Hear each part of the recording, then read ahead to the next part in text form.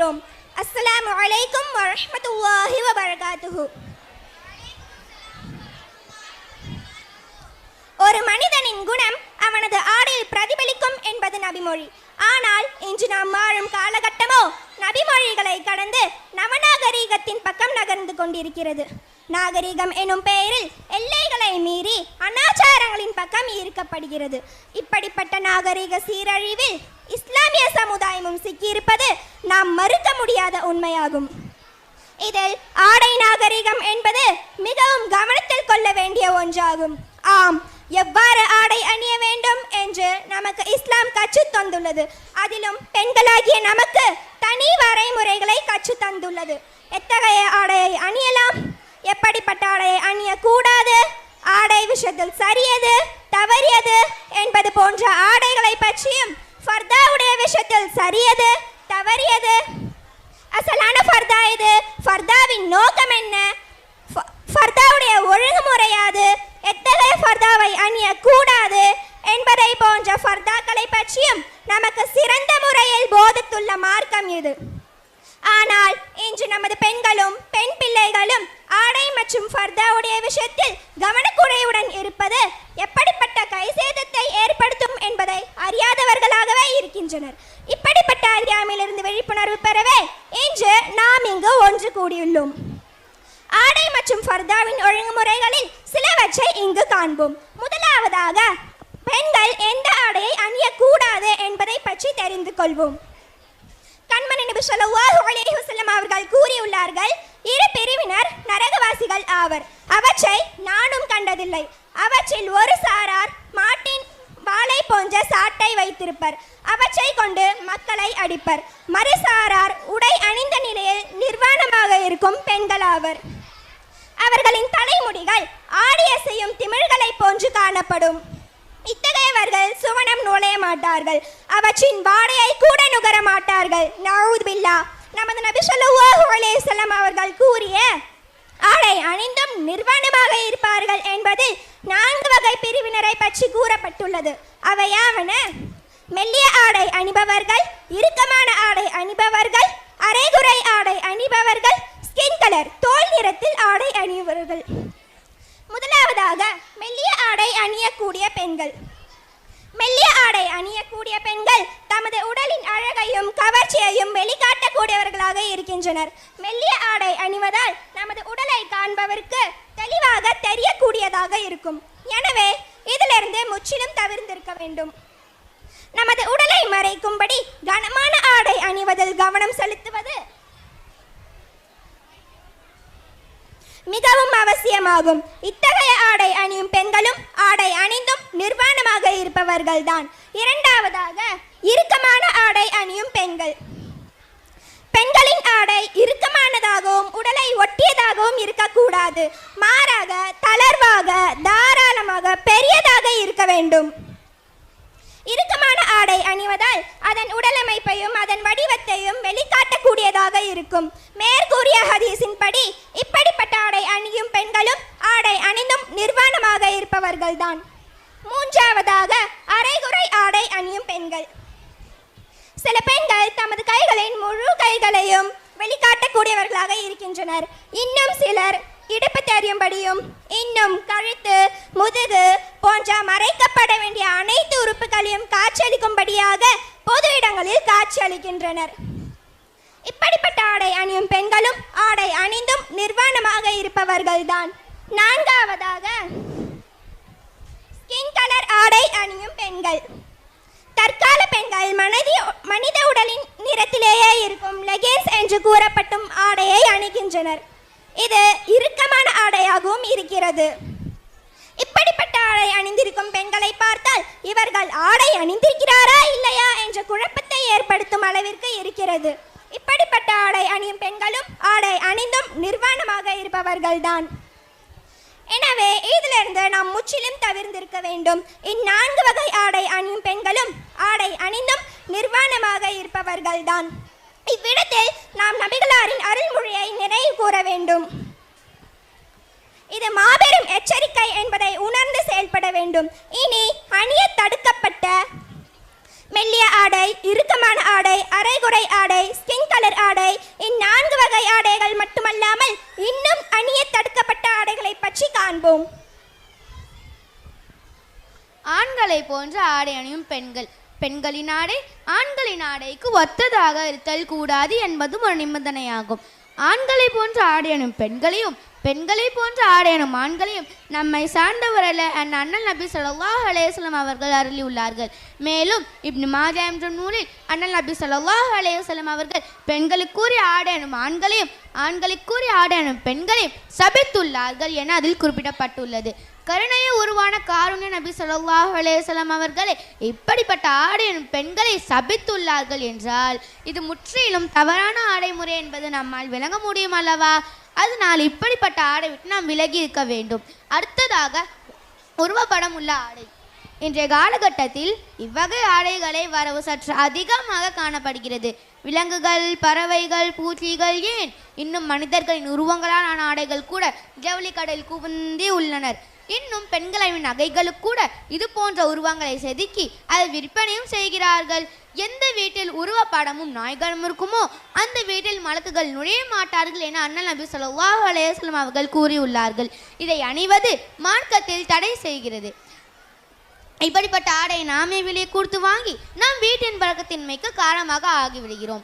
ஆகையால் எப்படிப்பட்ட ஆடை அணிந்தால் நம்மளால் சுவனம் செல்ல முடியாதோ, நபியர்கள் சாபம் கிடைக்குமோ, மலக்குகள் நம் வீட்டில் நுழைய மாட்டார்களோ அப்படிப்பட்ட ஆடையை நாமும் அணியக்கூடாது. நம் குழந்தைகளுக்கும் இப்படிப்பட்ட ஆடை அணியும் வைக்கக்கூடாது. அடுத்ததாக வருவாய்க்கு தகுந்த ஆடை. வருவாய்க்கு தகுந்த ஆடை என்பது ஒருவரின் சம்பாத்தியத்தை பொறுத்ததாகும். அதிகமான வருவாய் பெறக்கூடியவர்கள் அவர்களது வருவாய்க்கும் மார்க்கம் அனுமதித்த முறையில் ஆடை அணிக்க அனுமதிக்கப்பட்டுள்ளனர். குறைந்த வருவாய் பெறக்கூடியவர்கள் அவர்களது வருவாய்க்கும் மார்க்கத்திற்கும் உட்பட்ட முறையில் ஆடை எடுக்க அனுமதிக்கப்பட்டுள்ளனர். ஆனால் குறைந்த வருவாய் பெறக்கூடியவர்கள் கடன் பெற்று அதன் மூலம் விலை உயர்ந்த ஆடை எடுக்க அனுமதிக்கப்படவில்லை.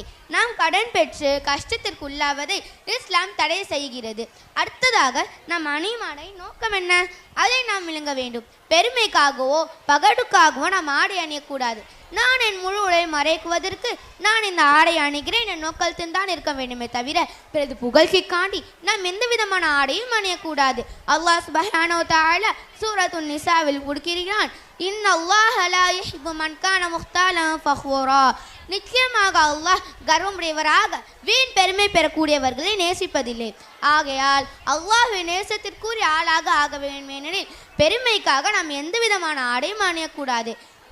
இதுவரை நாம் எப்படிப்பட்ட ஆடை அணியக்கூடாது என்று பார்த்தோம். இனி எப்படிப்பட்ட ஆடை அணியணும் என்று பார்ப்போம். சரியான ஆடை.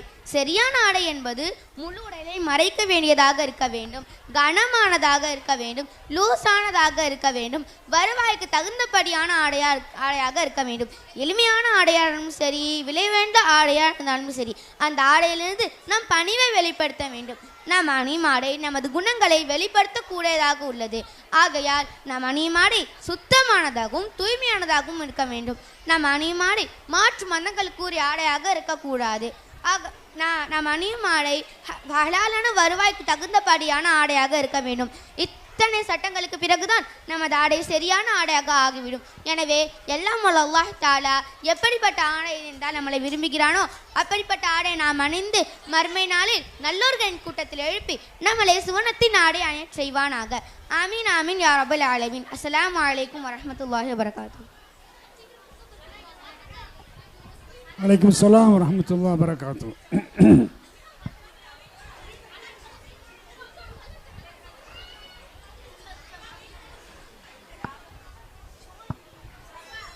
அனைவருக்கும் அஸ்ஸலாமு அலைக்கும் வரஹ்மத்துல்லாஹி வபரகாத்துஹு. இந்நிகழ்வின் முக்கிய அம்சத்தை காட்ட கடமைப்பட்டுள்ளோம். நமக்கு முன்னிருக்கும் இந்த திரை விலக விலக இவர்கள் இருவரில் யார் அழகாக இருக்கிறார் என்பதை கவனித்து கொண்டே வாருங்கள். பின்புறமாக இடுப்பு வரை திரை உயர்த்தப்பட்டுள்ளது. இந்நிலையில் இவ்விருவரில் யார் அழகாக இருக்கிறார் என உங்களால் கணிக்க முடிகிறதா? இப்பொழுது முதுகு வரை திரை உயர்த்தப்பட்டு விட்டது. இப்பொழுது இவ்விருவரில் யார் அழகாக இருக்கிறார் என்பதை உங்களால் கணிக்க முடிகிறதா? தற்பொழுது தலைக்கு மேல் திரை உயர்த்தப்பட்டு விட்டது. இப்பொழுது இவ்விருவரில் யார் அழகானவர் என உங்களால் யூகிக்க முடிகிறதா? இனி திரை முழுவதுமாக மூடப்பட்டு முன்பக்கத்தில் உயர்த்தப்படும். அப்பொழுது இவ்விருவரில் யார் அழகானவர் என உங்களால் கணிக்க முடிகிறதா என்பதை பார்ப்போம். முட்டுக்கால்கள் வரை திரை உயர்த்தப்பட்டு விட்டது. இப்பொழுது இவ்விருவரில் யார் அழகானவர் என உங்களால் கணிக்க முடிகிறதா? அடுத்ததாக இடுப்பு வரை திரை உயர்த்தப்பட்டுள்ளது. இப்பொழுது இவ்விருவரில் யார் அழகானவர் என உங்களால் யூகிக்க முடிகிறதா? தற்பொழுது கழுத்து வரை திரை உயர்த்தப்பட்டு விட்டது. இப்பொழுது இவ்விருவரில் யார் அழகானவர் என உங்களால் உறுதி செய்ய முடிகிறதா? இப்பொழுது முழு திரையும் விலகி முழு முகமும் தெரிகின்றது. இதனை வைத்து நீங்களே கணித்துக் கொள்ளலாம். இவ்விருவரில் யார் அழகானவர் என இப்பொழுது உங்களுக்கே தெரியும். இதன் மூலம் நாம் ஒன்றை புரிந்து கொள்ள இயலும். அழகு என்பது நமது ஆடையிலோ அலங்காரங்களிலோ அணிகலன்களிலோ இல்லை, மாறாக நமது முகத்தில் தான் அழகு இருக்கின்றது. அந்த அழகை மேலும் மெருகூட்டி காட்டும் வேலையை தான் இந்த ஆடையும் அணிகலன்களும் செய்கின்றன. இப்பொழுது விஷயத்திற்கு வரலாம். அல்லாஹ் தஆலா சூரா அன்-நூரில் பெண்களை பார்த்து கூறுகிறான், وَقُلْ لِلْمُؤْمِنَاتِ يَغْضُضْنَ مِنْ أَبْصَارِهِنَّ وَيَحْفَظْنَ فُرُوجَهُنَّ وَلَا يُبْدِينَ زِينَتَهُنَّ إِلَّا مَا ظَهَرَ مِنْهَا. இன்னும் முஃமினான பெண்களுக்கு நீர் கூறுவீராக, அவர்கள் தங்கள் பார்வைகளை தாழ்த்தி கொள்ளட்டும், தங்கள் வெக்கத்தலங்களை பேணி காத்து கொள்ள வேண்டும், தங்கள் அழகு அலங்காரங்களை அதினின்று சாதாரணமாக வெளியில் தெரியக்கூடியதை தவிர வேறு எதையும் வெளிக்காட்டலாகாது. இந்த சூறாவில் அல்லாஹ் தஆலா ஒரு முக்கியமான விஷயத்தை குறிப்பிட்டு கூறுகிறான். அதாவது பெண்கள் தங்கள் அழகு அலங்காரங்களை வெளிக்காட்டக்கூடாது என கட்டளையிட்டு இருக்கிறான். நாம் உடுத்தும் ஆடை அலங்காரத்தை சார்ந்தது, ஆனால் நமது முகமோ அழகை சார்ந்தது. அல்லாஹ் தஆலா அழகை கட்டாயம் மறைக்க சொல்லி இருக்கிறான். ஆகவே நமது முகத்தையும் கட்டாயம் மறைக்க வேண்டும். ஏனெனில் இது இறை கட்டளையாகும்.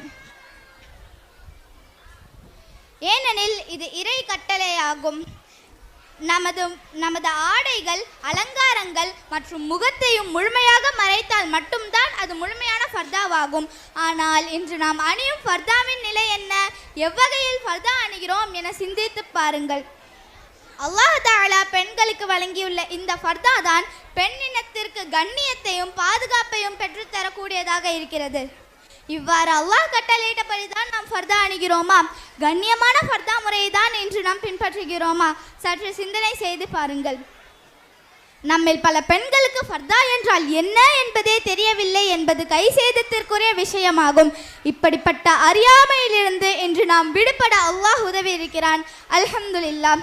இப்பொழுது நாம் எப்படிப்பட்ட ஃபர்தாக்களை அணியக்கூடாது என்பதை பற்றி பார்ப்போம். மெல்லிய இறுக்கமான ஃபர்தாக்களை அணியக்கூடாது. தலையில் அணியும் ஷால் மூலம் தலைமுடி வெளியில் தெரியக்கூடாது, அல்லது தலையை மட்டும் மறைக்கும்படியான ஷால்களை அணியக்கூடாது. மெல்லிய இறுக்கமான ஷால்களை அணியக்கூடாது. முதலாவதாக மெல்லிய ஃபர்தா. நாம் ஃபர்தா அணிவதன் நோக்கம் நமது அழகு அலங்காரங்களை மறைப்பதே ஆகும். ஆனால் இது போன்ற மெல்லிய ஃபர்தாக்களால் நமது அழகும் அலங்காரமும் அந்நியர்களுக்கு வெளிப்படையாக தெரியக்கூடியதாகிவிடுகிறது. ஆகவே நமது மெல்லிய ஃபர்தாக்களை விட்டு கனமான ஃபர்தாவுக்கு மாற வேண்டும் இன்ஷா அல்லாஹ். இரண்டாவதாக இறுக்கமான ஃபர்தா. முன்னர் சொன்னது போலவே நாம் ஃபர்தா அணிவதன் நோக்கம் நமது அழகை மறைப்பதே ஆகும். ஆனால் நம் இறுக்கமான ஃபர்தா அணிவதால் நமது உடலின் வடிவத்தை அது அப்படியே வெளிக்காட்டிவிடும். நமது ஃபர்தா தாராளமாக காற்றோட்டமாக இருக்க வேண்டும். ஒரு முறை நபி ஸல்லல்லாஹு அலைஹி வஸல்லம் அவர்கள் தமக்கு பரிசாக கிடைத்த ஒரு எகிப்திய ஆடையை உஸாமா ரலியல்லாஹு அன்ஹு அவர்களிடம் கொடுத்தார்கள். உஸாமா ரலியல்லாஹு அன்ஹு அவர்கள் அதனை தனது மனைவிக்கு அணிய கொடுத்து விட்டார்கள். அப்பொழுது நபி ஸல்லல்லாஹு அலைஹி வஸல்லம் அவர்கள் அதனை நீர் அணியவில்லையா என கேட்டபொழுது அதனை தனது மனைவிக்கு கொடுத்து விட்டதாக கூறினார்கள். அப்பொழுது நபி ஸல்லல்லாஹு அலைஹி வஸல்லம் அவர்கள் அதனை அவர் அணியும் பொழுது அதனுள்ளே ஒரு ஆடை அணியும்படி கூறும், ஏனெனில் அது அவரது உடலின் கட்டமைப்பை வெளிக்காட்டி விடுமோ என நான் அஞ்சுகிறேன் என்றார்கள். ஆகையால் நாமும் இறுக்கமான ஃபர்தாக்களை அணியக்கூடாது. மூன்றாவதாக அலங்கார ஃபர்தா. இன்றைய காலகட்டத்தில் விற்கப்படும் இன்னும் வாங்கப்படும் ஃபர்தாவினிலே நிலை ஃபர்தா என்ற சொல்லையே மாற்றிவிடுகிறது. ஃபர்தா என்றால் இப்படியா இருக்கும் என நினைக்கும் அளவிற்கு மாறிவிட்டது. கலர் கற்கள் பதியப்பட்டு விதவித டிசைன்கள் உருவாக்கப்பட்டு இது ஃபர்தாவா இல்லை ஆடம்பர ஆடையா என சந்தேகிக்கும் அளவிற்கு மாறிவிட்டது. இன்னும் சொல்ல போனால் ஃபர்தாக்களில் உருவப்படங்கள் வந்துவிட்டனர். நாம் ஃபர்தா அணிவதன் நோக்கம் நமது அழகு அலங்காரங்களை மறைப்பதே ஆகும். ஆனால் நாம் ஃபர்தா அணிவதன் விதமோ அதன் அலங்காரங்களை மேலும் மேலும் அதிகரிக்கக்கூடியதாக இருக்கிறது. நாம் இப்படிப்பட்ட ஃபர்தாக்களை அணியவே கூடாது.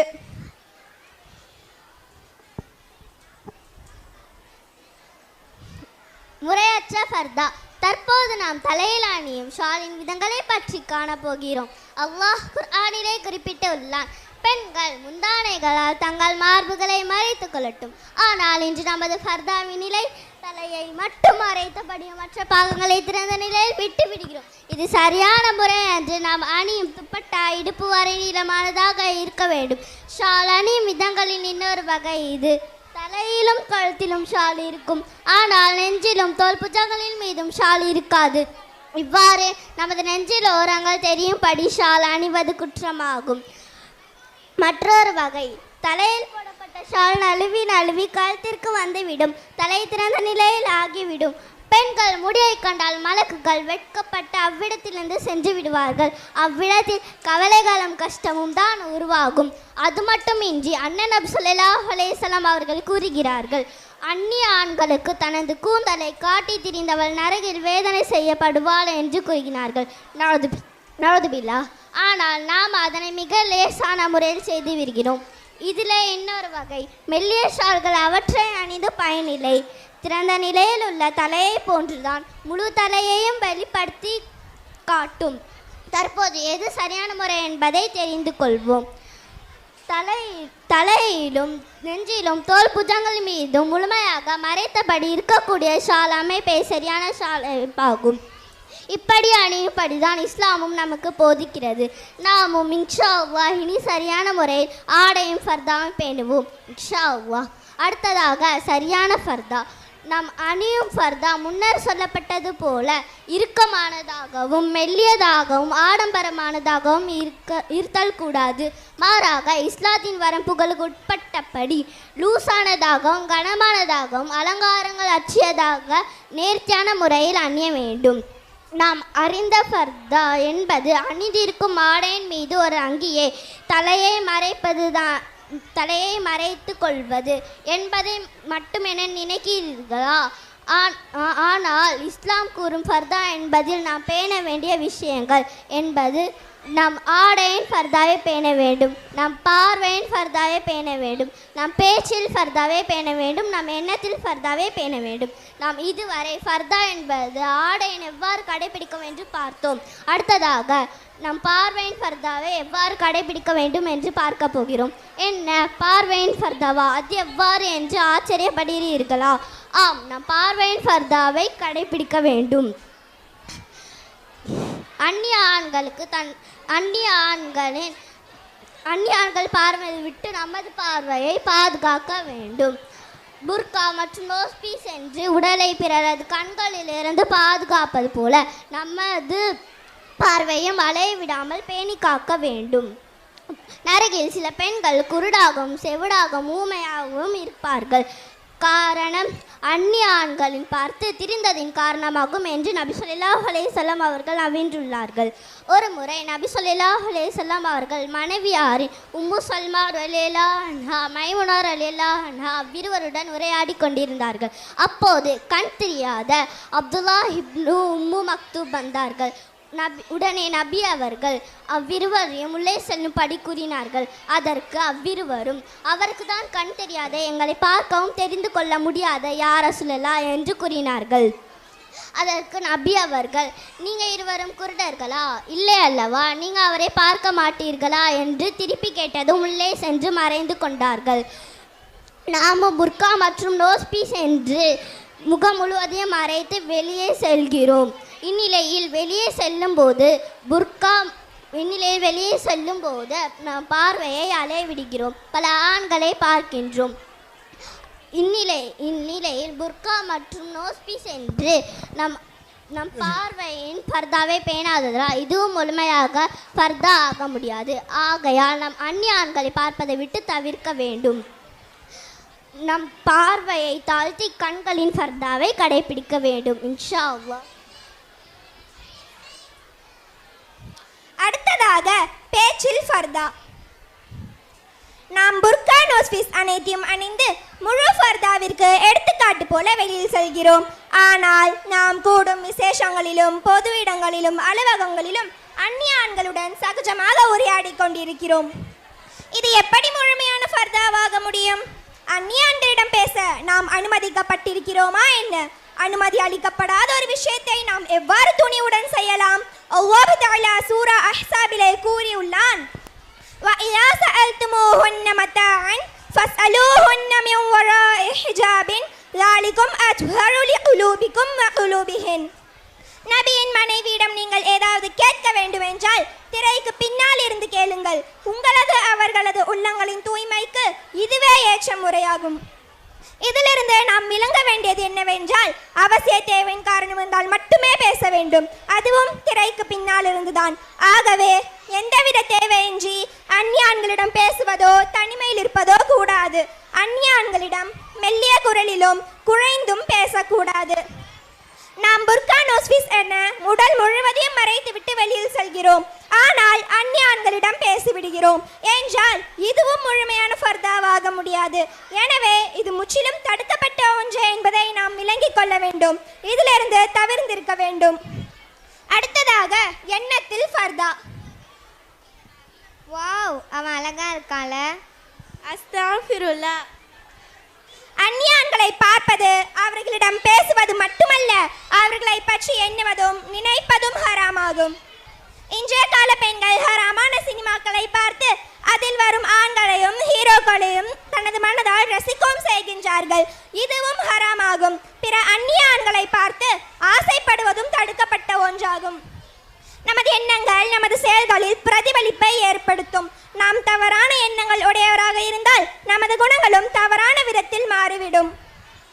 பிற ஆடவர்களை கண்டு இவர் அழகாக இருக்கிறாரே என்று எண்ணுவதும் அவரது ஆடை அழகாக இருக்கிறதே என்று எண்ணுவதும் ஹராமாகும். அந்நிய ஆண்களையோ அந்நிய பெண்களையோ பார்ப்பது கண்களின் விபச்சாரமாகும் என அண்ணல் நபி ஸல்லல்லாஹு அலைஹி வஸல்லம் அவர்கள் அருளியுள்ளார்கள். என்றால் நாம் அவர்களை பற்றி எண்ணுவது எப்படிப்பட்ட மோசமான விளைவுகளை ஏற்படுத்தும் என நாம் சிந்திக்க வேண்டும். நாம் நமது நஃப்ஸை கட்டுப்படுத்தி நமது எண்ணங்களை பாதுகாக்க வேண்டும். நாம் புர்கா நோஸ்பீஸ் என உடல் முழுவதையும் மறைத்துவிட்டு வெளியில் செல்கிறோம். ஆனால் வெளியில் செல்லும் போது நமது எண்ணங்களை அலைய விடுகிறோம். இதுவும் முழுமையான ஃபர்தாவாக முடியாது. எனவே நாம் நமது சிந்தனைகளிலும் ஃபர்தாவை கடைபிடிக்க வேண்டும். நமது ஃபர்தா முறை ஆடையோடு மட்டுமல்லாமல் பார்வையிலும் பேச்சிலும் எண்ணத்திலும் வெளிப்பட வேண்டும். அல் ஹயாஉ ஷுபத்தும் மினல் ஈமான். வெட்கம் ஈமானின் ஒரு பகுதி என்பதை உணர்ந்து நாணத்துடன் செயல்பட வேண்டும். ஒவ்வொரு மதத்திற்கும் ஒரு விசேஷ ஒழுக்க பண்புண்டு. இஸ்லாத்திற்குரிய விசேஷ ஒழுக்க பண்பு வெட்கமாகும் என அண்ணல் நபி ஸல்லல்லாஹு அலைஹி வஸல்லம் அவர்கள் நவின்றுள்ளார்கள். வெட்கமும் ஈமானும் ஒன்றோடொன்று இணைந்தவை, பின்னி பிணைந்தவை. அவற்றில் ஒன்றை எடுத்துவிட்டால் மற்றதும் எடுபட்டுவிடும் என்று ஹதீஸும் குறிப்பிடத்தக்கது. இந்த அளவு முக்கியத்துவம் வாய்ந்த வெட்க உணர்வு பெண்களிடம் அதிகம் எதிர்பார்க்கப்படுகிறது. நாம் ஆடை மற்றும் ஃபர்தாவின் ஒழுங்குமுறையில் முழுமையாக கடைபிடித்தால் நாம் ஈமானும் நம்முடன் இருக்கும். ஆனால் நாம் ஆடை மற்றும் ஃபர்தாவின் ஒழுங்குமுறைகளில் கவனக்குறைவுடன் இருந்தால் நமது ஈமானும் பலகீனமாகிவிடும். நஊது பில்லாஹ். இன்ஷா அல்லாஹ் இன்று முதல் நாம் ஆடை மற்றும் ஃபர்தாவின் ஒழுங்குமுறைகளை கடைபிடிப்போம். தீன் போற்றும் உத்தம இஸ்லாமிய பெண்களாக திகழ்வோம். சிறு பிள்ளைதானே என நமது பெண் குழந்தைகளுக்கு ஒழுங்கற்ற நெறியற்ற ஆடைகளை அணிய செய்யாதீர்கள். அவர்களுக்கு ஆரம்பம் முதலே ஆடை மற்றும் ஃபர்தாவின் ஒழுங்குமுறைகளை போதியுங்கள். 5இல் வளையாதது 50இல் வளையாது என்பர். இந்த நிலையை நாம் நமது பிள்ளைகளுக்கு உருவாக்க வேண்டாம். மாணவ கண்மணிகளே, தாய்மார்களே, கட்டாயம் ஆடை மற்றும் ஃபர்தாவின் ஒழுங்குமுறைகளை கடைபிடியுங்கள். ஆண்களாகிய நீங்களும் ஆண்களுக்கான ஆடை ஒழுங்குமுறையை கடைபிடியுங்கள். மேலும் தங்கள் இல்ல பெண்களுக்கும் பெண் பிள்ளைகளுக்கும் ஒழுக்கமான ஆடைகளையும் முறையான ஃபர்தாக்களையும் நம்முடைய மாற்றங்களையும் நல்ல முயற்சிகளையும் அல்லாஹ் வெற்றியாக மாற்றுவான் இன்ஷா அல்லாஹ். எனவே எல்லாம் அல்ல அல்லாஹ் தஆலா இஸ்லாத்தின் முன்மாதிரி பெண்களாக நம் அனைவரையும் திகழச் செய்வானாக.